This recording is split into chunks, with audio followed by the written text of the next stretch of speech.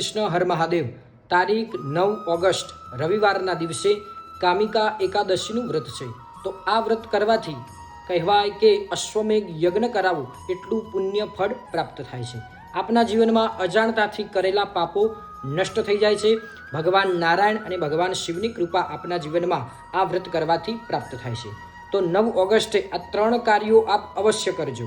તો એ દિવસે સવારે સ્નાન કરી સ્વચ્છ વસ્ત્ર ધારણ કરી આપના ઘરે અથવા તો નજીકમાં તુલસી માતાનું વૃક્ષ હોય ત્યાં જઈ કાચું ગાયનું દૂધ એની અંદર હળદર પધરાવી અને ત્યાં અર્પણ કરવાનું। બીજા નંબરે ત્યાં એક દીવો પ્રગટ કરી 2 હાથ જોડી વંદન કરવાના તુલસી માતાને અને ત્યાં 11 અથવા તો 21 પ્રદક્ષિણા કરવાની છે।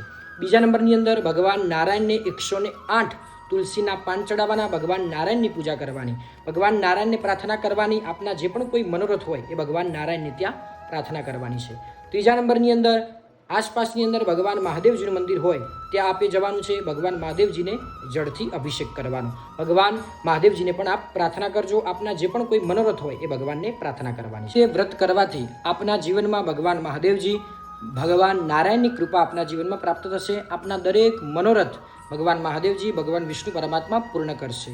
ખાસ તારીખ 9 ઓગસ્ટના દિવસે 11 વાગ્યા પહેલાં આ 3 કાર્યો આપે કરી લેવા, કેમ કે તારીખ 9 ઓગસ્ટ 11 વાગે એકાદશીનું વ્રત ત્યાં પૂર્ણ થઈ જાય છે।